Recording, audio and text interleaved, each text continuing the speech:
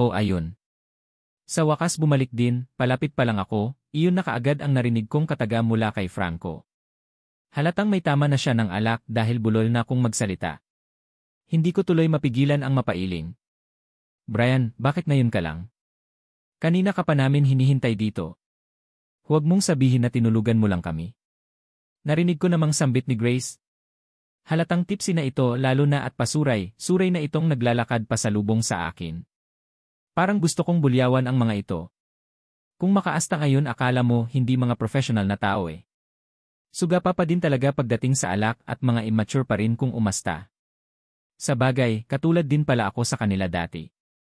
Pero nagbago na ako ngayon. Lalo at na may isang Angela na sa buhay ko.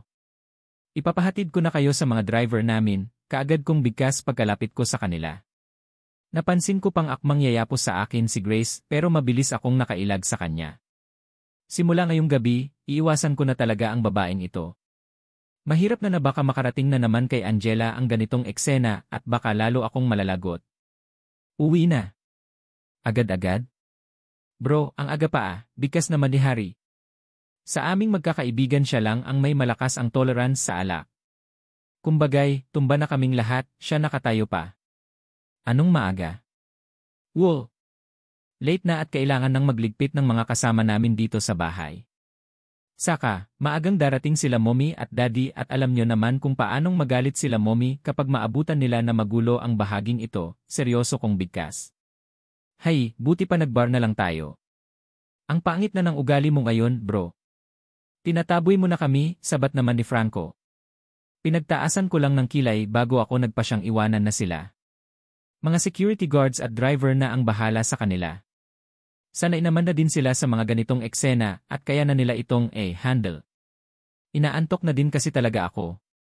Magha-half bath pa ako dahil balak kong sa kwarto ni Angela matulog ngayong gabi. Tama, iyon ang pinakamainam na gawin lalo na at malaki talaga ang tampo niya sa akin. Good evening sir. Nakaredy na po ang dining area. Hindi pa po umuwi si Sir Ie at ayaw din kumain ni Ma'am Fiona, imporma sa akin ni Manang Alda nang makasalubong ko siya pagkapasok ko sa main door. Isang mahinang buntong hininga ang pinakawalan ko bago ako umiling-iling. Hayaan mo sila kung ayaw nilang kumain. Pakiligpit na lang po ang mesa Manang. Kung ayaw nilang kumain, huwag na po nating pilitin, seryosong bigkas ko. Kayo po sir hindi din po ba kayo kakain? Nagtatakang tanong ni Manang sa akin. Busog pa ako. Pwede na kayong maglipit para maaga din kayong makapagpahinga, seryoso kong sagot bago ako tuluyang naglakad paalis. Diretso kong tinahak ang hagdan at naglakad patungo sa aking kwarto para makaligo. Mabilis ang ligo lang naman ang ginawa ko. Pagkatapos noon, nagpalit lang ako ng puting shirt at shorts bago ako muling lumabas ng silid at tinahak ang daan patungo sa silid ni Angela. Katulad ng inaasahan ko, mahimbing pa rin siyang natutulog nang madatnan ko siya dito sa silid. Dahil sa pagod at antok, kaagad na din akong nahiga sa tabi niya. Tumagilid ako paharap sa kanya at sa ilang minuto na pagtitig ko sa kanyang inosenteng mukha, kaagad na din naman akong dinalaw ng antok hanggang sa napahimbing na ako sa pagtulog. Nagising ako kinaumagahan sa galaw ng kung sino sa tabi ko. Nang imulat ko ang aking mga mata kaagad na tumampad sa paningin ko si Angela. Gising na siya at pilit niyang inaalis ang braso ko na nakapulupot sa kanyang katawan. Good morning, mahina kong sambit. Anong oras na ba? Bakit parang ang aga niya naman yatang nagising ngayon? Ano ang nangyari? Bakit nandito ako sa silid na ito, nagtataka niyang bigkas. Imbes na sagutin niya ang pag-good morning ko sa kanya, ibang kataga naman ang lumabas sa bibig niya. Sa dating kwarto mo ikaw nakatulog kagabi kaya binuhat kita at dinala dito, seryoso kong bigkas at lalo ko pang hinigpitan ang pagkakayapos sa kanya. Kaya lang, naramdaman ko naman ang paghawak niya sa braso ko at pilit niya iyong inaalis sa katawan niya. Ano ba ang ginagawa mo? Pwede bang bitawan mo muna ako? Babangon na ako baka sa boses niya ang inis habang sinasabi ang katagang iyon kaya hindi ko mapigilan ang mapakunot ng noo. Galit ka pa rin ba? Hindi mo pa rin ba ako napapatawad sa nangyari kagabi? Seryosong tanong ko sa kanya. Kaagad niya naman akong pinagtaasan ng kilay. Hindi. Hindi ako galit. Nakakatuwa ka nga dahil pagkatapos mong makipaglandian sa feeling perfect na babaeng iyon nagawa mo pa talagang lumapit-lapit sa akin, naiinis niyang sagot na siyang labis kong ikinagulat. Mukhang masama yata ang gising ng mahal ko ah. Mainit ka agad ang ulo eh. Angel, mahal. Kagabi pa ang issue na yan. Pwede bang huwag ka nang magalit? Bati na tayo, please, nakikusap kong bigkas. Napansin kong inirapan niya lang ako at walang sabi-sabing buong puwersa niyang tinangal ang braso ko na nakapulupot sa katawan niya at walang sabi-sabing mabilis na bumangon at bumaba ng kama. Wala na akong choice kundi ang bumangon na lang din. Wala eh. Nagising ang mahal ko na mainit pa rin ang ulo kaya dapat ko siyang aluhin. Baka kung saan pa mapunta ang init ng ulo niya kung hindi ko kaagad siya mapakalma. Angel, please. Huwag ganito. Sorry na sa nangyari kagabi oh. Hindi na ako ulit promise nakikiusap kong bigkas. Hindi ko alam kung kailan pa ako natutong makiusap ng ganito sa isang babae, pero lahat gagawin ko para mawala lang galit niya sa akin. Mahal ko eh. Sobrang mahal na mahal ko siya at hindi pala nakakilig ang ganitong eksena. Mahirap palang galitin ang babaeng kagaya ni Angela. Medyo mahirap yata siyang suyuin. Ang alam ko sa kwarto naming dalawa ni Manang Alda ako nakatulog kagabi pero hindi ko maiwasan na magulat nang magising ako na nasa ibang silid na ako. Nasa silid kung saan naramdaman kong hindi lang ako nag-iisa sa kama. May kasama ako at nang mapabaling ang tingin ko sa gawin niya ay kaagad na tumampad sa paningin ko ang nahihimbing na sa pagtulog na si Brian. Hindi ko mapigilan ang mapasimangot. Talagang nagawa niya pang tumabi sa akin sa pagtulog sa kabila ng nagawa niyang kasalanan kagabi. Akala niya siguro makakalimutan ko ng basta-basta iyon. Hindi no, masama pa rin ang loob ko sa kanya. Pagkatapos niyang makipaglandian kay Grace, siya pa talaga ang una kong masilayan ngayong umaga. Kaya lang, kahit na malaki ang tampo ko sa kanya, hindi ko pa rin mapigilan ang mapatitig sa gwapo niyang mukha. In fairness ha, kahit naman may kasalanan siya sa akin, hindi pa rin mawawala ang katotohanan na mahal ko siya. Kung totoosin, magkatabi lang naman silang dalawa ni Grace kahapon. Wala naman siyang ginagawang masama kaya lang hindi ko pa rin maiwasan na makaramdam ng pagsiselos. Sa araw-araw na nagdaan ramdam ko din naman ang pagmamahal at pag-aalaga niya sa akin. Sa kakatitig ko kay Brian ngayon, parang may kung sino ang nag-uutos sa akin na haplusin ang kanyang pisngi. Sa sobrang himbing ng pagtulog niya ngayon para bang napakabait niya. Saka, paano ba ako nakarating sa room na ito? Binuhat niya ba ako? Bakit hindi ako nagising? Good morning. Maaga pa, GD Angel. Tulog muna tayo, nag-uumpisa na nga sana akong mag-enjoy sa paghaplos sa kanyang pisngi nang bigla siyang nagsalita. Hindi ko tuloy maiwasan na magulat at pasimpleng tinangal ang kamay ko sa pisngi niya. Shocks talaga. Naramdaman niya kaya ang ginawa ko? Sana hindi kasi nakakahiya talaga. Baka kung ano ang isipin niya sa akin. Kagabi, todo tampo pa naman ako sa kanya tapos ngayon may haplos pa akong nalalaman sa pisngi niya. Hindi ako marupok no. Ayaw kong maging marunok. Anong good sa morning? Bakit ka ba nakalingkis sa akin? Alis ka nga dyan. Babangon na ako, kunwari naiinis kong bigkas na sinabayan ko pa ng pagpiglas. Wala lang, parang type ko yatang hard to get ngayon. Gusto ko din sukatin kung hanggang saan ang pagsisisi niya sa nagawa niyang pagkakamali sa akin kagabi. Pagkakamali? Meron ba talaga? Parang wala naman yata. Saka, paano nga ba maging mali kung nakaupo siya sa isang mesa nakatabi ang babaeng dati niyang fling? Pero hindi sobrang nagselos ako kaya talagang may something pa talaga sigurong dalawa ng Grace na iyon. Heist, ang gulo ng isipan ko. Parang kailangan ko na yatang maghinay-hinay sa pag-aaral ko dahil feeling ko naaapektuhan na din ang emosyon ko. Galit ka pa rin ba? Ano ba ang pwede kong gawin para mawala na ang galit mo sa akin? Hindi ko sinasadya. Promise hindi na talaga maulit iyon, narinig kong bigkas niya. Dali-dali na akong bumaba ng kama para makalayo sa kanya. Mabilis lang naman magpatawad pero gusto ko siya bigyan ng leksyon. Pina, iyak niya kaya ako. Sinaktan niya ang damdamin ko at kapag patawarin ko siya kaagad ngayon baka isipin niya ayos lang. Baka ulit-ulitin niya lang ang mga ginawa niya. May klase pa ako ngayon. Pwede po bang lumabas ka na muna ng silid na ito? Seryoso kong bigkas sa kanya. Napansin ko naman ang kaagad na paglamlam ng mga mata niya na akala mo lungkot na lungkot siya sa mga nangyari. No. Hindi ako lalabas dito hangat hindi mo sinasabi na napatawad mo na ako. Seryoso niya namang sagot sa akin. Kung ayaw mong lumabas, babalik na lang pala ako sa kwarto namin ni Manang Alda. Naiinis kong sagot sa kanya. Akmang maglalakad na sana ako patungo sa pintuan ng silid pero naging maagap siyang bumaba ng kama at mabilis akong nilapitan. Hindi pa nga ako nakahuma nang mula sa likuran ko naramdaman ko ang pagyapos niya sa akin. Hindi tuloy ako makakilos. Please, huwag kang lumabas dito sa silid habang hindi pa tayo nagkakabati, mahina niyang sambit. Ramdam ko din ang lakas ng kabog ng dibdib niya, kaya hindi ko mapigilan ang mapalunok ng sarili kong laway. Ano ba ang ginagawa mo, Brian? Bitaw nga. Para ka namang bata kunwari naiinis kong bigkas. Shit, bakit ganito siya? Gusto ko pa naman sanang ipakita sa kanya na nagtatampo pa rin ako, pero kapag ganito ang mga galawan niya, parang hindi ko yata siya kayang tiisin. Ang sweet niya kasi talaga Sorry na, Divi Angel. Please, bati na tayo. Huwag ka nang magalit sa akin mahina niyang sambit. Ramdam ko sa boses niya ang pakiusap kaya pigil ko ang sarili ko na mapangiti. Feeling ko talaga nagsasayang lang ako ng luha kagabi.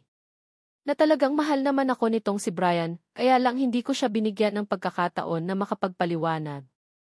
Hay, marupok na ba ako kapag patawarin ko kaagad siya? Paano kung babalik ulit si Grace at maulit-ulit ang nakita ko kagabi? Bitaw na nga kasi. Saturday ngayon at maaga darating si Teacher Rhoda. Ginamit ko na nagpinakaseryoso kong boses para makinig siya sa akin pero mukhang walang epekto. Patuloy pa rin siya na nakayapos sa akin at mukhang wala talaga siyang balak na pakawalan ako. Ika-cancel ko ang klase mo ngayong araw. Sasama ka sa akin sa opisina, mahina niyang sambit na labis kong ikinagulat. Mabilis akong kumawala sa pagkakayapos niya at gulat siyang hinarap. Hindi pwede. Bawal ang absent. Sayang ang araw, bulalas ko habang seryoso ko siyang tinitigan. Lalong hindi pwede na hindi ka sumama sa akin sa opisina ko, seryoso niyang bigkas. Hindi ko tuloy mapigilan ang makaramdam ng kaba. Sinagad ko ba ang pasensya niya? Nakikita ko din kasi ang inis sa kanyang mukha ngayon Okay, fine. Pinapatawad na kita. Bati na tayo, malamig kong bigkas at akmang aalis na sana ako sa harapan niya pero maaga niya naman akong hinawakan sa aking kamay. Hindi ko naman naramdaman ang sinseridad ng pagpapatawad mo, kaya hindi na din magababago ang desisyon ko. Sasama ka sa akin sa opisina and that is final, seryoso niyang bigkas. Hindi naman ako makapaniwala sa narinig ko mula sa kanya. Talagang desidido siya na isama ako sa opisina niya. Ano naman ang gagawin ko doon? Babantayan siya. Heist, mukhang naubos ko nga yata ang pasensya niya Talagang cancelled ang klase ko ngayong araw dahil hindi talaga ako tinigilan nitong si Brian na hindi isama sa opisina niya. Hindi ko alam kung parusa ba ito dahil sa ginawa ko kaninang umaga or baka naman trip niya lang. Hindi ka pa ba talaga nagugutom? Hindi ka kumain kanina Galit ka nga talaga siguro sa akin, narinig kong muling bigkas niya. Kunwari wala akong narinig at itinoon ko ang paningin ko sa labas ng bintana ng sasakyan. Papanindigan ko talaga ang pagagalit, galitan ko. Bahala siya. Nandito na din lang naman kami sa ganitong sitwasyon kaya lulubos-lubusin ko na. Parang masarap din pala sa feeling na sinusuyo niya ako ngayon. Angel, kausapin mo naman ako. Please. Mahina niyang sambit. Naramdaman ko pa nga ang paghawak niya sa kamay ko pero walang epekto pa rin iyon sa akin. Pilit ko pa rin ang sarili ko na deadmahin siya. Makikipagbati naman talaga ako sa kanya pero susukatin ko muna kung hanggang saan ang pagsisisi at pasensya niya. Tahimik lang akong nakamasid sa labas ng bintana sa buong biyahe namin. Kating-kati na din ang dila ko na tanungin sana siya kung bakit may pasok siya ngayong araw gayong Sabado naman. Ngayon pero dahil gusto kong panindigan ang galit-galitan ko, mamaya na lang siguro ako magtatanong. Para naman mas effective ang kunwaring galit-galitan ko. Pagdating sa kanyang opisina, nadaanan pa namin ang kanyang sekretary na abala na sa harap ng computer. Binati niya naman ang pagdating namin ni Brian pero tanging iti lang ang naging sagot ko. Tapos diretso na kami sa loob ng opisina at kaagad namang naupo si Brian sa kanyang swivel chair, samantalang ako naman ay naupo sa sofa at inilabas ang aking cellphone. Mukhang may importanteng trabaho na gagawin ngayong araw si Brian. Sa pagkaupo niya kasi sa swivel chair niya nanahimik na din siya. Naging abala na din siya sa harap ng kanyang computer, kaya naman hinayaan ko na lang. Iyon nga lang hindi pa nga nag-iinit ang puwet ko sa pagkakaupo nang pumasok ang kanyang sekretary, na may dalang paper bag na kung hindi ako maaaring magkamali mga pagkain ang laman yun. Sir, heto na po ang mga pagkain na pinabili nyo, narinig ko pang sambit ni Amy, sekretary.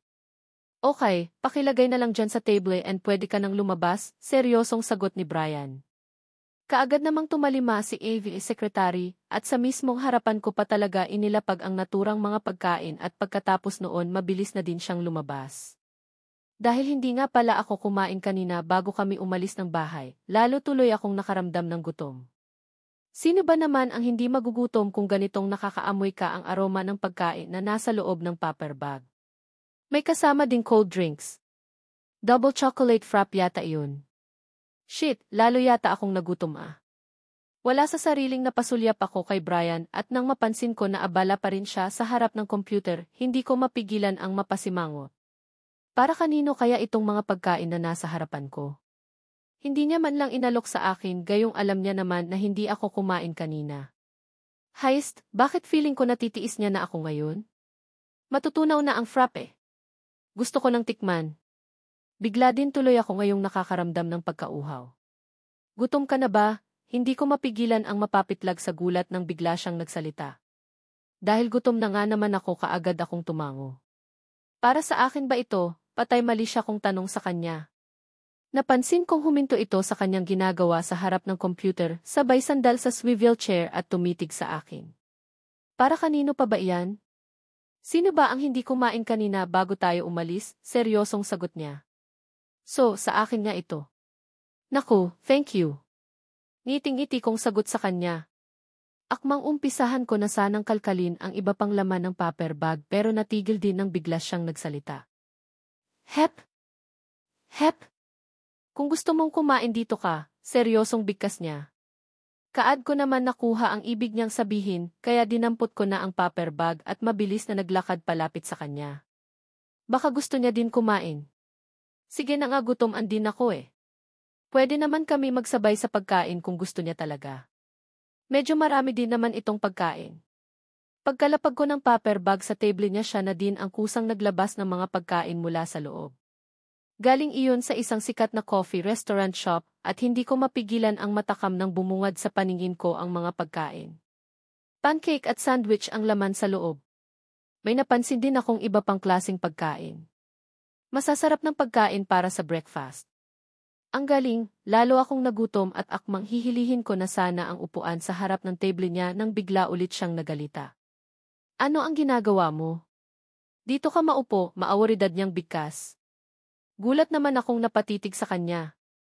Hindi ko kasi gets kung ano ang ibig niyang sabihin. Saan? Nagtataka kong tanong.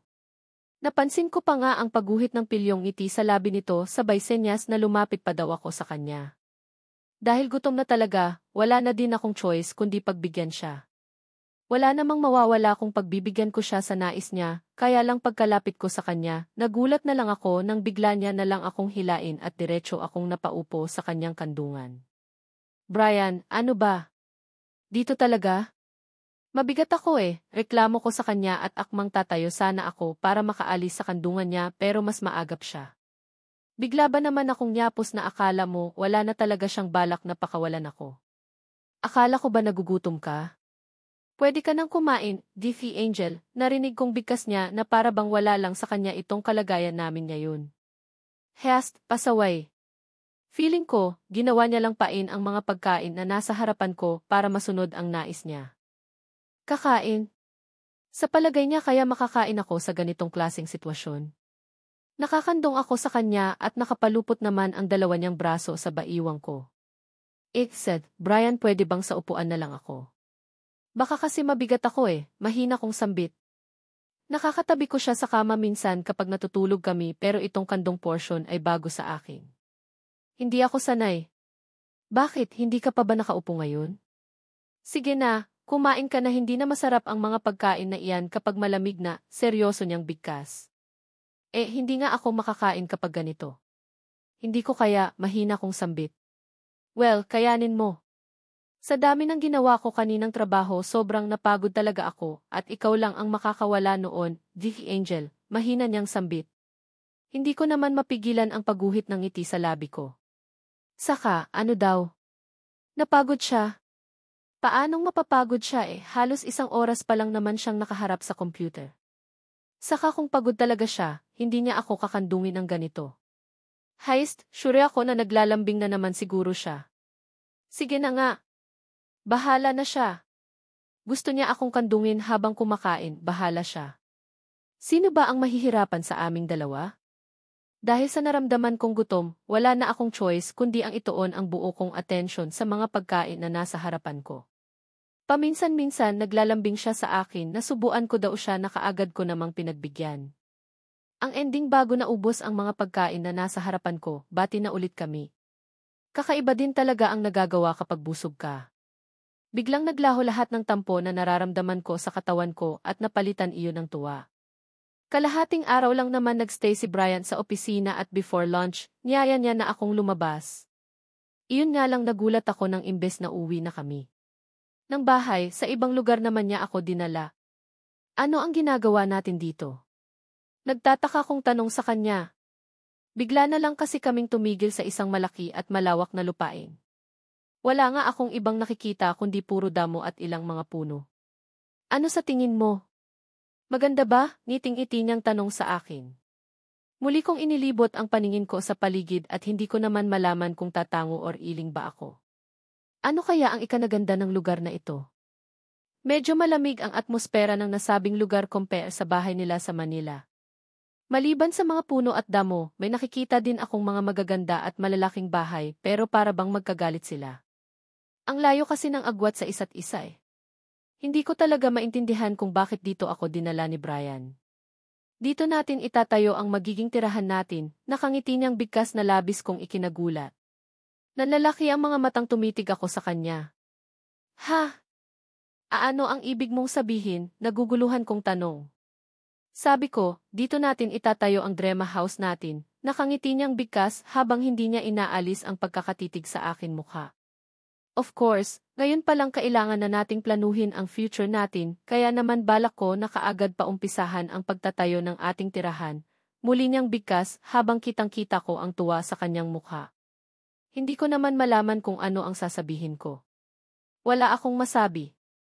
Pakiramdam ko biglang nablangko ang isipan ko dahil hindi ko talaga akalain na ganito pala kaseryoso si Brian sa relasyon namin. Kaya siguro pinilit niya akong sumama sa kanya dahil gusto niya akong dalhin sa lugar na ito.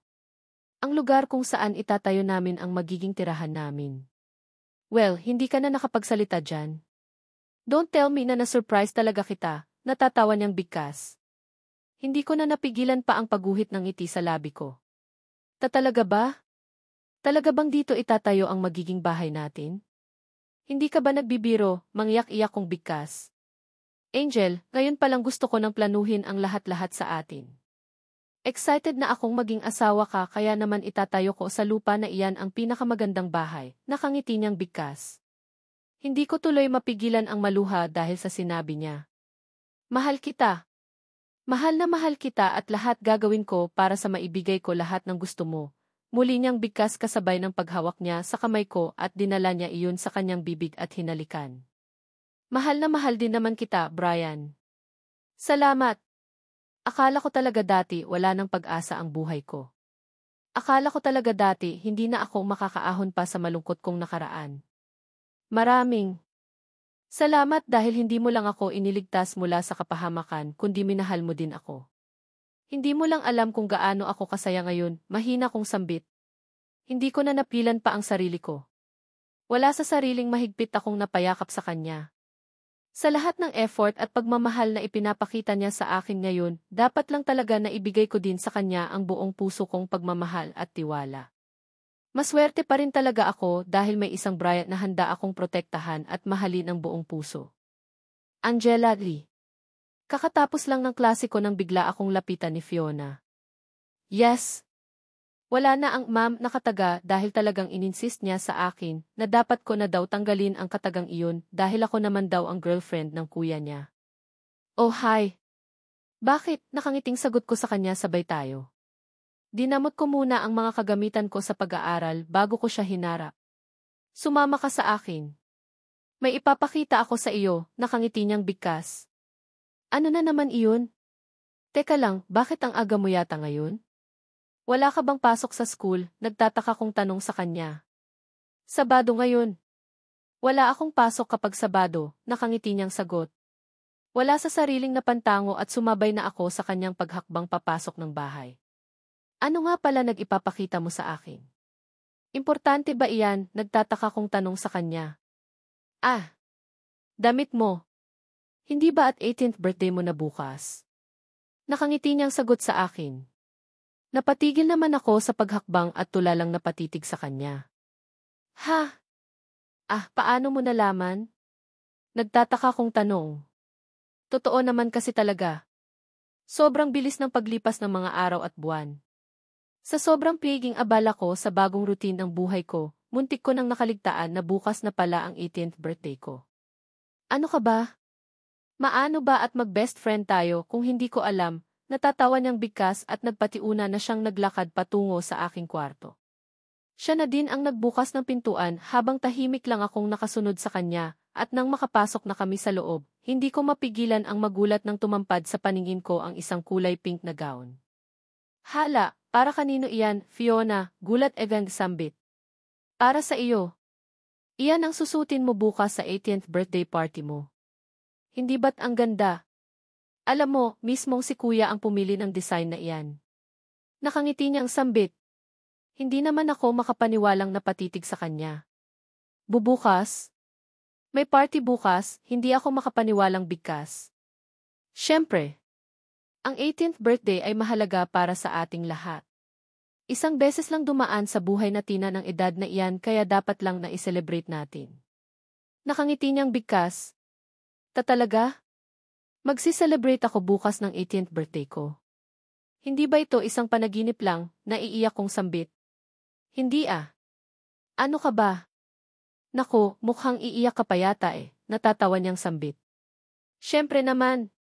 Sino ba ang hindi maiiyak gayong sa tanang buhay ko? Hindi ko naranasan na mag-celebrate ng birthday, bigkas ko sa kasabay ng pagpatak ng luha mula sa aking mga mata. Ganoon ba? Di bumawi ka bukas.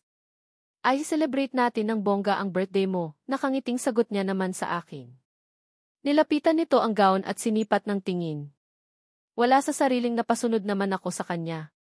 Ang ganda talaga ng gown mo, Angela. Sa 18th birthday ko, gusto ko ganito din pero gusto ko kulay red, nakangiti niyang bigkas pero hindi ko na binigyang pansin pa. Wala sa sariling hinawakan ko ang naturang gown at pigil ko ang sarili ko na mapahagulhol ng iyak. Sa totoo lang, kahit naman siguro walang gown ayos lang sa akin. Ang mas importante ay may nakaalala sa kaarawan ko ay malaking bagay na sa akin. Kahit nga walang party ayos na Basta may bumati lang sa akin sa araw ng kaarawan ko, sobrang saya ko na. Siguro, bonus na lang sa akin ang gown at party na ito. Marami pa kaming napag-usapan ni Fiona bago niya ako iniwan dito sa aking silid. Naiwan naman akong hindi halos maalis-alis ang pagkakatitig sa aking gown na isusuot ko bukas. Kinabukasan, maaga pa lang abala na ang lahat sa paghahanda sa birthday party ko. Halo-halong emosyon naman ang nararamdaman ko. Parang gusto kong maiyak sa tuwa. Basta, hindi ko alam pero isa lang ang gusto kong gawin ngayon. Gusto kong magpasalamat sa mga taong nasa likod ng lahat ng mga ito. Sa mga taong hindi ko man sila kadugo pero lubos nila akong pinagkatiwalaan at handang gawin mapabuti lang ang kinabukasan ko. Dahil mamayang hapon pa naman ang birthday party ko, nagpasya na muna akong lumabas ng silid ko. Mukhang tulog pa yata si Brian sa sarili niyang kwarto. Sa bagay, linggo naman ngayon at kapag mga ganitong araw, tanghali talaga siya kung gumigising. Nagpasya akong maglakad-lakad na muna sa garden. Gusto ko sanang tumulong sa preparasyon ng birthday party ko mamaya pero ayaw naman nilang pumayag. Kailangan ko daw magpahinga. Palapit pa lang ako sa garden nang mapansin ko ang preses niya ni Madam Trixie. Hindi ko mapigilan ang mapangiti at mabilis na naglakad palapit sa kanya. Gusto ko din siyang makausap. Gusto kong magpasalamat sa kanya sa maluwag na pagtanggap nila sa akin sa pamamahay nila. Good morning, madam. Nahihiya ko pang ang bati dito. Kahit na aware na sila sa relasyon namin ng anak niyang si Brian, hindi pa rin maitatanggi na nailang pa rin ako sa tuwing nakakaharap ko siya. Good morning, Angela. Happy birthday. Ang aga mo naman nagising, kunot noon niyang tanong sa akin. Thank you po sa pagbati. Ganito na po talaga ang oras ng gising ko, madam, nakangiti kong sagot. Kaagad naman siyang napatango. Ganoon ba? Teka, may kailangan ka ba? Seryoso niyang tanong sa akin. Ano po kasi, gusto ko lang po sanang magpasalamat sa inyo. Salamat po sa lahat-lahat, mahina kong sambit sa bayu ko. Well, deserve mo naman ang bigyan ng maayos na selebrasyon. Lalo na at 18th birthday mo ito, nakangiti niyang sagot sa akin. Nako, okay lang po sa akin kahit na wala na pong selebrasyon. Ang pagbati niyo po sa special na araw ng aking buhay ay sapat na po sa akin, madam, nahihiya kong sagot sa kanya. Hindi naman kami papayag na walang party na magaganap. Saka, ito din ang gusto ng nobyo mong si Brian, nakangiti niyang sagot. Nga po eh. Mahirap po kasi siyang pigilan. Kapag gusto niya po talaga, nahihiya kong sagot. Yes, may ugaling mahirap din intindihin ang anak kong iyon kaya sana bago kayong dalawa pumasok sa maseryoso. Pangrelasyon, pwede bang kilalanin niyo muna ang isa't isa ng maigi, nakangiti niyang sagot sa akin. Wala sa sariling kaagad akong napaangat ng tingin at seryosong tumitig kay madam. Ang balak ni Brian ay alukin ka ng kasal right after ng birthday celebration mo, Angela. Nakikita ko kung gaano niyo kamahal ang isa't isa, kaya lang pwede ba akong humiling sa iyo, sa pagkakataon na ito, seryoso na ang mukha niya. Mukhang importante yata ang kailangan ni Madam Trixie, kaya wala sa sariling napatango ako. Kinakabahan man sa naging takbo ng usapan naming dalawa ngayon ni Madam Trixie, wala sa sariling napatango na lang ako. Ayaw kong isipin na ayaw niya sa akin. Ayaw kong isipin na hindi niya ako gusto para sa anak niyang si Brian dahil mula umpisa wala akong narinig na pagtutol mula sa kanila, lalo na noong mga araw na inamin sa kanila ni Brian ang relasyon namin. Sinuportahan pa nga nila ako. Lalo na itong si Madam Trixie. Gumawa siya ng paraan para maipagpatuloy ko ang aking pag-aaral at tatanawin ko iyong malaking utang na loob habang buhay. Aware kami sa kagustuhan ni Brian na pagpopropose niya ng kasal sa iyo right after ng birthday celebration mo at ayaw naming lumabas iyon na unfair sa panig mo, Angela. You're so young. Bata mo pa para sa usaping pag-aasawa, kaya naman ngayon palang bibigyan na kita ng time para mag-isip, seryoso niyang bigkas. Hindi ako nakaimik. Pakiramdam ko bigla akong nagising sa katotohanan na kailangan ko nga palang magdesisyon para sa sarili ko. Hindi porket mahal ko si Brian, pagbibigyan ko na siya sa lahat-lahat. Dapat kong isaisip na magkaiba kami ng mundong ginagalawan. Mayaman sila. Mataas ang antas ng kanilang pamumuhay at napapalibutan sila ng mga taong professional. Mga taong perfectionist at ano na lang ang isipin nila kay Brian kapag malaman nila na ang babaeng gusto nitong maging asawa ay isang pobre at walang pinag-aralan. Minsan na akong nakaranas ng aalipusta mula sa ibang tao at ayaw ko nang maulit iyon. Hindi sapat na maging asawa ka lang ng isang mayaman at makapangyarihang tao para tumigil sa pagtupad ng mga pangarap. Gusto ko din maipagmalaki ni Brian sa lahat pero paano nga ba? Hindi ako nakatuntong ng kolehiyo. Hindi sapat ang homeschooling para masabi ko sa sarili ko na isa na akong successful na tao. Kaya mo bang talikuran lahat ng pangarap mo para kay Brian, Angela? Nag-umpisa ka pa lang sa pagtupad sa mga pangarap mo at may posibilidad na mahinto iyon kapag mag-asawa ka na, muling bigkas ni Madam. Wala sa sariling napatitig ako sa kanya. Sa totoo lang, gusto kong makarinig ng payo mula sa kanya. Lumaki akong puro pagmamalupit ang naranasan ko at nandito na ako sa sitwasyon na ako mismo ang pipili sa mismong magiging kapalaran ko. Nandito na din ako sa punto na ramdam ko ang suporta ng halos lahat. Ako na lang ang kulang. Mga desisyon ko ang kailangan para mapatunayan ko sa sarili ko na pwede din akong ipagmalaki ng taong mahal ko. Huwag mong isipin na hindi ka namin gusto para kay Brian. Pero tandaan mo na ang pag-ibig ay hindi lang puro sarap. Hindi lang puro saya. May kaakibat iyon na malaking responsibilidad at napakabata mo pa para magpatali sa isang kasal. Seryoso niyang bigkas. Suportado ka namin sa lahat ng magiging desisyon mo ngayon pero gusto namin na tanungin mo ang sarili mo kung hanggang saan ang kaya mong ibigay kay Brian, muli niyang bigkas. Sa lahat ng mga sinabi ni Madam Trixie, nanatili akong tahimik. Ni hindi ko nga alam kung paano natapos ang pag-uusap naming iyon pero nakita ko na lang ang sarili ko na naglalakad na ulit papasok ng bahay. Tulala sa daming mga alalahanin na pumapasok sa isipan ko. Hindi ko alam kung ano ba talaga ang tama. Ayaw kong bigyan si Brian. Gusto kong ibigay lahat ng nais niya pero paano naman ang dangal niya? Paano niya ako ihaharap sa mga kaibigan at mga taong kakilala niya na nasa mataas ng lipunan? Tama si Madam Trixie, hindi sapat ang pag-ibig para maging masaya. Kailangan din namin isaalang-alang ang kung anuman ang sasabihin ng iba. Gusto ko pang maging teacher. Gusto ko pa sanang may mapatunayan sa sarili ko bago ako ikasal. Angela. Mahal. Angela, para akong robot na napahinto sa paghakbang nang marinig ko ang boses na tumatawag sa pangalan ko. Wala sa sariling napalingon ako at kaagad na tumapad sa paningin ko ang mukha ni Brian. Mukhang kakagising niya lang. Hi! Happy birthday, Jiffy Angel, nakangiti niyang sambit. Mabilis naglakad palapit sa akin at hindi na ako nagulat pa nang bigyan niya ako ng magaan na halik sa labi. Ang aga mo yatang nagising ngayon ah. Galing ako sa room mo at wala ka na doon. Saan ka galing? Nakangiti niyang tanong sa akin. Mukhang masarap ang gising niya ngayong umaga kaya naman lalong nagtatalo ang kalooban ko kung kakausapin ko pa ba siya ngayong umaga. Kung sasabihin ko ba sa kanya ang desisyon na kanina pa gumugulo sa isipan ko. Maaga talaga akong nagising kanina, pilit ang ngiting sagot ko. Hey, may problema ba? May sakit ka ba? Bakit parang wala ka yata sa mood ngayong umaga? Natatawa niyang tanong sa akin. Naku, ayos lang ako Brian. Promise ayos lang talaga ko, bigkas ko at sinabayan ko pa ng sunod-sunod na pag-iling. Angela, kilala kita. Alam ko kung genuine ba ang tuwa mo or may gumugulo ba sa isipan mo. Now, tell me. May problema ba? Seryoso niyang tanong sa akin. Wala sa sariling napatitig ako sa kanya at muli ding nag-iwas ng tingin nang mapansin ko kung gaano siya ka, seryoso ngayon.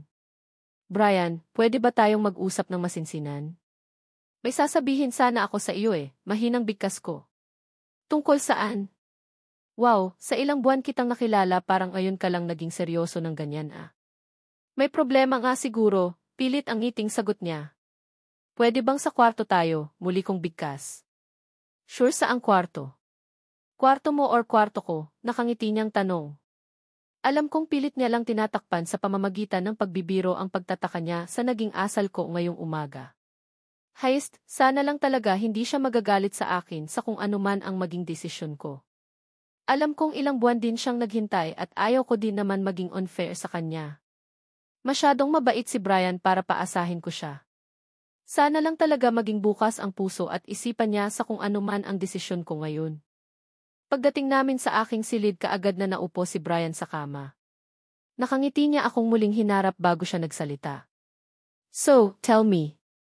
Ano ang gusto mong sabihin? Malumanay niyang tanong. Hindi naman ako nakaimik. Hindi ko kasi alam kung paano ko ba umpisahang sabihin sa kanya ang kung ano ang nais ko. Natatakot ako sa posibleng magiging reaksyon niya. Angela, tatayo ka na lang ba dyan? Ano ang nangyari? Mukhang seryoso ang sasabihin mo ngayon ah. Dapat na ba akong kabahan? Nakangiti niyang bigkas. Wala sa sariling napakamot ako sa aking ulo bago ako dahan-dahan na naglakad palapit sa kanya. Yes, Seth, Brian, gusto kong mag-aral muna, mahina kong sambit. Sapat lamang iyon para marinig niya. Mag-aral? Of course, mag-aaral ka. Hindi ba't iyan naman ang ginagawa mo ngayon? Seryoso niyang tanong sa akin. Seth. Nag-aaral na ako ngayon pero mas gusto kong pumasok sa isang university. Gusto kong makapagtapos at maging teacher. Seryoso kong bigkas kahit na ang totoo parang gusto nang kumawala ang puso ko sa sobrang lakas ng kabog ng dibdib ko. Hindi ko maintindihan naman. Lahat ng nais mo mangyayari iyon. Napakasimpleng bagay at kayang-kaya kong i-provide lahat ng iyan sa iyo, Angela. Alam mo naman siguro kung gaano kita kamahal, diba? Seryoso niyang bigkas habang titig na titig sa akin. Mula sa pagkakaupo, tumayo siya at naglakad palapit sa akin. Wala sa sariling napaatras ako nang mapansin kong halos magdikit na ang aming mga katawan. Naging reaksyon kong iyon napansin kong natigilan naman si Brian at nagtataka akong tinitigan. Ayaw ko pa sanang magpakasal. Ayaw ko pa sanang maging asawa mo, mahina kong sambit. Wala na dumating na ako sa punto na kailangan ko nang sabihin sa kanya ang kung anuman ang gumugulo sa isipan ko at sana lang maintindihan niya ang kung anuman ang nais ko. Anong sabi mo? Mahina pero seryosong tanong niya sa akin. Napansin ko ang pagkalito na nakaukit sa kanyang mukha, kaya naman lalo akong nakaramdam ng pagkabalisa. Aayaw ko munang maging asawa ka, walang patumpik-tumpik kong bigkas at kaagad na nag-iwas ng tingin sa kanya. Hindi ko kasi talaga kayang makita ang magiging reaksyon niya . Natatakot ako. Ayaw kong saktan siya. Anong sabi mo? Ayaw mong maging asawa ako. So, ayaw mo sa akin, seryoso niyang tanong. Ramdam ko ang pait sa boses niya kaya naman hindi ko maiwasan na makaramdam ng guilt. Hindi sa ganoon. Mahal kita, Brian. Mahal na mahal kita kaya lang may mga bagay pa kasi akong gustong i-priority sa ngayon. May gusto pa akong abutin sa buhay ko at magagawa ko lang iyon kapag hindi ko na natuloy pa ang sasabihin ko nang bigla na lang tinabig ni Brian ang libro na maayos na nakapatong sa bedside table. Gulat naman akong napatitig sa kanya. So, sinasabi mo ngayon sa akin na hindi mo naman ako gusto. Nabigla mong realize na wala ka naman talagang pagtingin sa akin, galit niyang bigkas. Nahintakutan naman akong napatitig sa kanya. Hindi. Hindi sa ganoon. Huwag mong isipin na hindi kita mahal. Mahal na mahal kita kaya lang gusto ko na kapag maging asawa mo ako, gusto ko din na maipagmalaki mo ako sa mga kaibigan mo. Sa mga tanong nakalapigid sa iyo, naiiyak kong nang bigkas. Hindi naman siya nakasagot pero matiim pa rin siyang nakatitig sa akin. Alam mo kung anong klaseng buhay meron ako dati. Nakita mo naman siguro kung paano ako alipustahin ni Grace noon dahil sa kawalan ko ng pinag-aralan, di ba? Si Grace pa lang ang gumawa noon sa akin, paano na lang kung malaman pa ng ibang mga tao na kagaya mo na nasa mataas na antas ng lipunan na ang babaeng napili mong pakasalan ay walang pinag-aralan? Ano na lang ang ispin nila sa iyo? Brian, ayaw kong mangyari iyon. Ayaw kong mapahiya ka dahil sa akin umiiyak ko ng bigkas. Natigilan naman ito sabay iling. Don't care. I really don't care sa mga sasabihin ng mga lintik na iyan, Angela. Ang alam ko mahal kita at masaya ako na palagi kang kasama, seryoso niyang bigkas sa akin.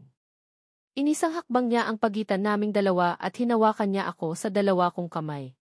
Wala akong pakialam sa kung anuman ang sasabihin ng ibang tao sa iyo. Walang mas mahalaga sa akin kundi ikaw lang. Ikaw lang kaya sana huwag mo akong bigin, seryoso niyang bigkas. Pigil ko naman ang sarili ko na mapahagulhol ng iyak sabay iling. Sorry. Patawarin mo ako pero hindi ko pa kayang ibigay sa iyo ang kung anuman ang gusto mo, Brian, mahina kong sambit. Napansin ko ang sakit na kaagad na gumunit sa mga mata niya, kasabay ng dahan-dahan na pagbitaw niya sa kamay ko. Laglag ang balikat na naglakad siya patungo sa pintuan ng silid. Hindi ko naman mapigilan ang mapaiyak. Masakit din naman sa akin ang desisyon kong ito pero ano ang magagawa ko? Gusto kong may mapatunayan muna sa sarili ko bago sana ako papasok sa mundo ng pag-aasawa. Kung hindi ko ito gagawin ngayon, tiyak akong propose siya ng kasal mamaya sa harap ng maraming tao at ayaw ko naman siyang mapahiya. Kung ano ang desisyon mo, bahala ka na. Katagang huling binitiwan ni Brian bago siya tuluyang lumabas ng silid. Naiwan naman akong hindi ko na mapigilan pa ang mapahagulhol ng iyak. Kay hirap pala ng ganito. First time kong nakita na magalit si Brian at sana mapatawad niya ako sa naging desisyon ko ngayon. Hindi ko na alam kung ilang oras na akong umiiyak dito sa aking silid pero isaan ang sigurado ako, sobrang nasasaktan ako sa ginawa ko kay Brian. Nakakatakot isipin na sobrang nagalit siya sa akin kanina. Nakakatakot isipin na baka layuan niya na ako dahil binigo ko siya sa kung anuman ang nais niya. Alam kong sobrang nasasabik na siya na dumating ang 18 kaarawan ko. Binigo ko si Brian at ngayon ko lang napagtanto kung kaya ko ba talagang panindigan ang naging desisyon ko. Bigla tuloy akong nawalan ng gana. Hindi ko alam kung kaya ko pa bang i-celebrate ang birthday party ko gayong feeling ko durog na durog ang puso ko. Gustuhin ko man tigilan na ang pag-iiyak pero ayaw talagang makisama ng mga mata ko. Kusa talagang pumapatak ang luha mula sa aking mga mata.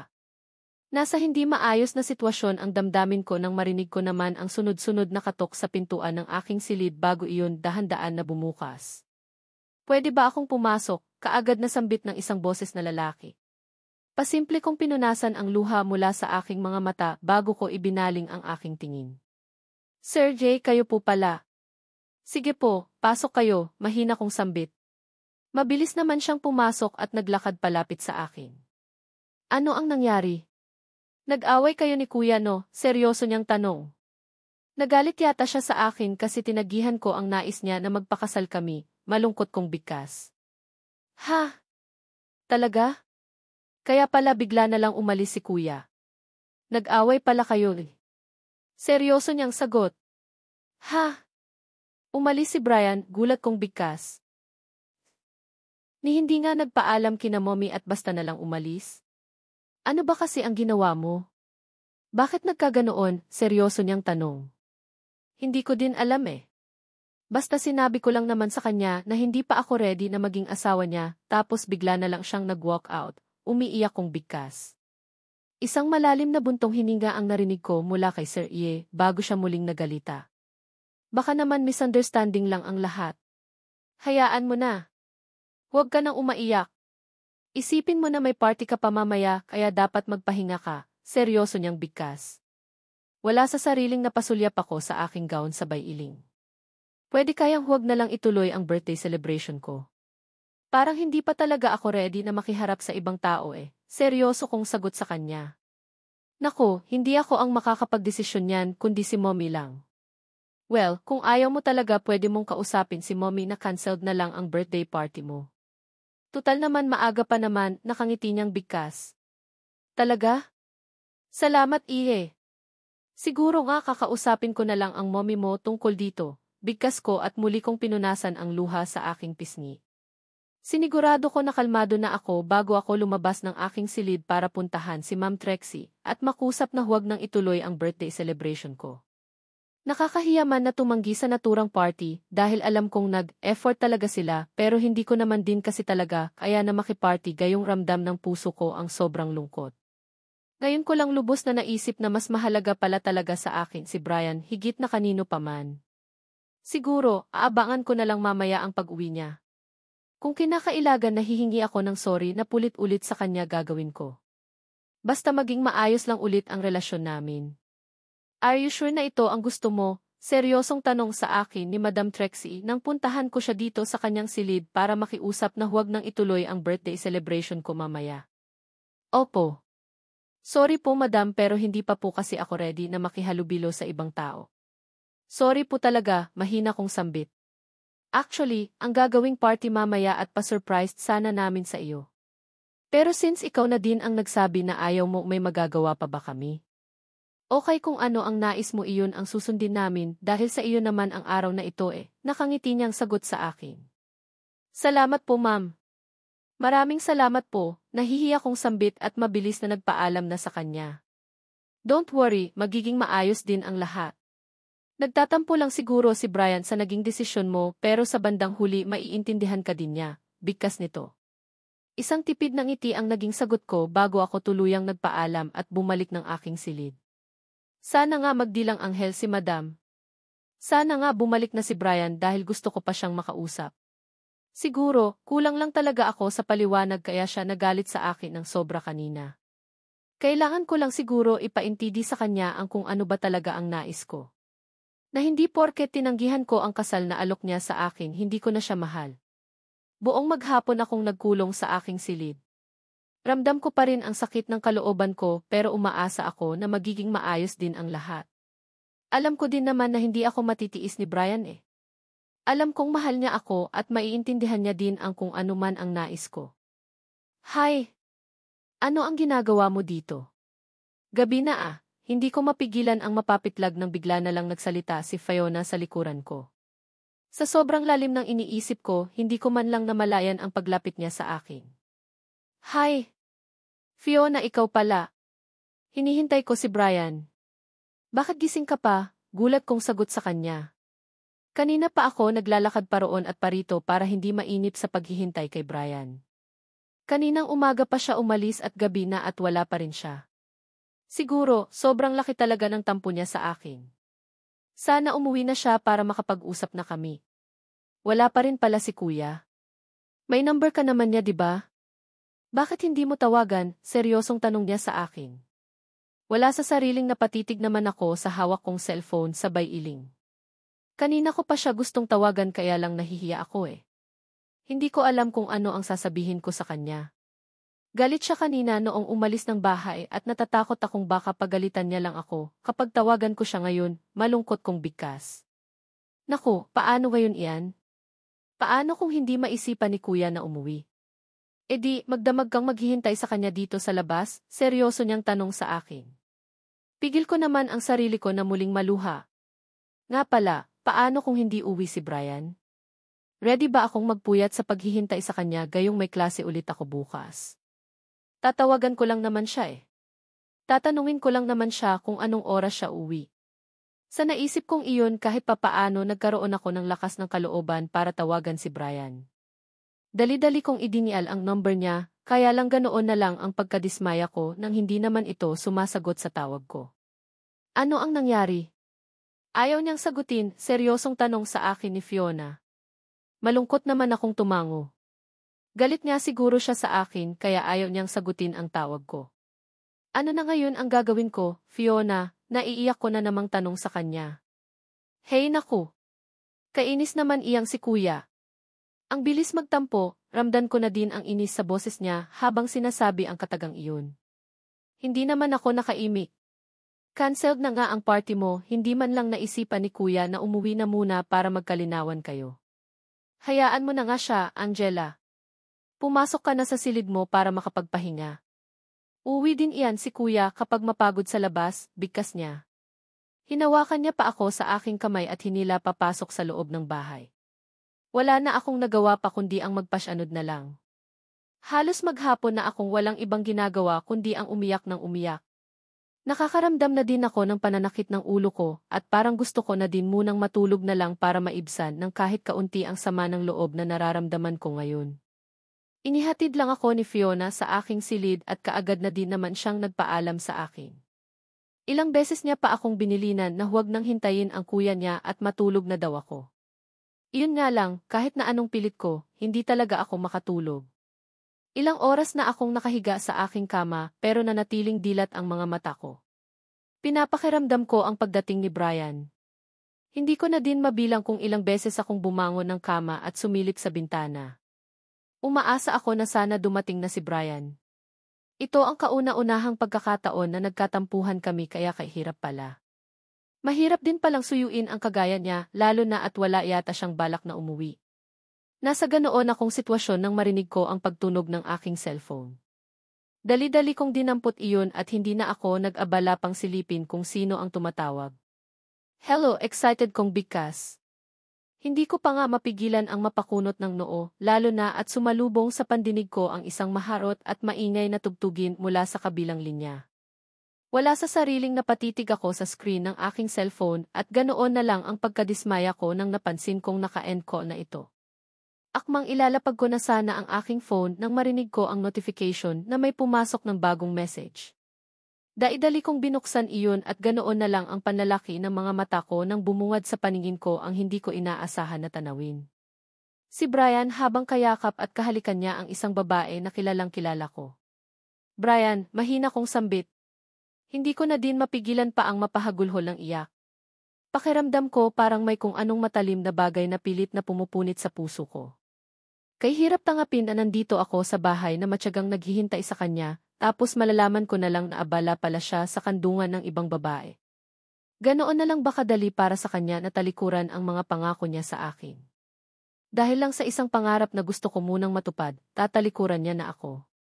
God, hindi ko alam kung kaya ko bang mawala siya sa akin dahil ayun pa lang, sobrang sakit na. Hindi maipaliwanag na sakit ng kalooban ang nararamdaman ko ngayon habang paulit-ulit kong tinititigan ang video na nakaplay sa aking cellphone. Wala ding tigil ang pagpatak ang luha sa aking mga mata. Kung alam ko lang na mangyayari ito, dapat pala pumayag na lang ako sa nais ni Brian. Imbes na masaya ako ngayon dahil ngayong araw ang surprise birthday celebration ko, heto ako umiiyak at durog na durog ang puso ko. Brian, mahal mo ba talaga ako? Ako ba talaga ang laman ng puso mo? Bakit mo ako nagawang talikuran ng ganoon kabilis? Bakit? Mahina kong sambit. Ang sakit. Nakakabaliw ang sakit at hindi ko kaya.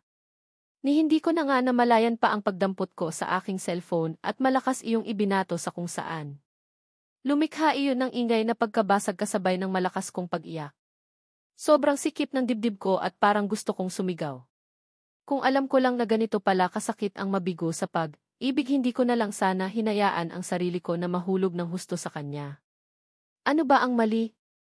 Gusto ko lang naman na ipagmalaki niya ako kaya ko siya tinanggihan, pero hindi ibig sabihin noon maghihiwalay na kami. Mahal ko siya. Mahal na mahal ko siya. Ang unfair niya naman. Akala ko pa naman masyado siyang nalulungkot sa naging desisyon ko, tapos malan ko na nasa kandungan pala siya ng ibang babae. Angela, open this door. Ano yung narinig kong ingay? Nasa ganoong sitwasyon ako nang marinig ko ang mahinang katok sa pintuan ng aking silid. Hilam ang luha mula sa aking mga at mabilis akong bumaba ng kama. Angela, buksan mo ito. Si Ie ito. Kung kailangan mo nang makakausap, nandito lang ako. Handa akong makinig, muli niyang bigkas. Wala sa sariilang naglakad na ako patungo sa pintuan ng silid at binuksan iyon at kaagad namang bumungad sa harapan ko si Sir. May bitbit siyang plastic na kung hindi ako nagkakamali mga pagkain ang laman noon. Napansin ko pa ang pagkagulat sa mga mata niya habang nakatitig sa akin. Umiiyak ka? Gabing-gabi na iniiyakan mo pa rin si Kuya, seryoso niyang tanong sa akin. Niluwagan ko ang pagkakabukas ko sa pintuan ng aking silid at muling bumalik ng kama. Naupo habang patuloy sa pagpatak ang masaganang luha mula sa aking mga mata. Tuluyan na ding pumasok si Sir Yesi pagkatapos niyang isara ang pintuan. Ayaw na sa akin ni Brian. Ipinagpalit niya na kaagad ako sa iba, mahina kong sambit. Napansin kong natigilan ito pagkatapos niyang ipatong ang mga pagkain na dala niya sa mini table ko. Ano ba iya, dapat nagsasaya tayo ngayon dahil 18th birthday mo, kaya lang nakakainis si Kuya. Ang selfish talaga niya. Ni hindi man lang isinaalang-alang ang nararamdaman mo, narinig kong sambit niya. Wala sa sariling kaagad kong pinunasan ang luha sa aking mga mata at seryoso siyang tinitigan. Sa palagay mo kasalanan ko ba talaga ang mga nangyari sa amin? Bawal na bang tumanggi, Sir Yese? Seryoso kong tanong sa kabila ng aking paghikbi. Of course not. Hindi bawal na sumalungat sa gusto ng ibang tao, pero dapat ready ka sa magiging consequences. Seryoso niyang bigkas at naglakad sa gawi kung saan ko ibinato ang aking cellphone. Tinitigan niya ang cellphone na nasa lapag at dinampot iyon. May mga bagay na dapat mong tangapin. Tandaan mo, Angela, hindi sa lahat ng oras pumapabor sa atin ang tadhana, nakangiti niyang sambit. Muli siyang naglakad palapit sa akin at iniabot sa akin ang aking cellphone. Tingnan mo, sira na ang phone mo. Bakit mo kasi ibinato? Dinig ko regalo ito sa iyo ni Kuya. Siguro, sobra ang galit mo sa kanya, kaya mo ito nagawa, muli niyang bigkas. Napatitig ako sa phone ko at hindi ko mapigilan ang makaramdam ng panghihinayang nang mapansin kong basag na ang screen noon. Mukhang napuruhan yata at hindi na pwedeng gamitin. Let go. Bata ka pa. Gawin mong inspiration ang nangyari sa inyong dalawa ni Kuya para lalong magpursige sa buhay, seryoso niyang bigkas. Wala sa sariling napatitig ako kay Sergey. Hindi ko din kasi talaga akalain na maririnig ko ang katagang ito sa mismong bibig niya.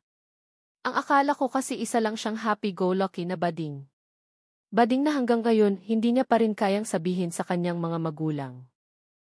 How? Masakit, sir. Hindi ko kayang makita siya na may iba na, lumuluha kong sambit. Kayanin mo. Huwag kang magpadala sa lungkot na nararamdaman mo. Dapat nga maging immune ka na sa sakit dahil noon pa man sinasaktan ka na, diba? Bigkas niya. Muli akong napatitig sa kanya at hindi ko alam kung gaano ba siya kaseryoso sa sinasabi niya.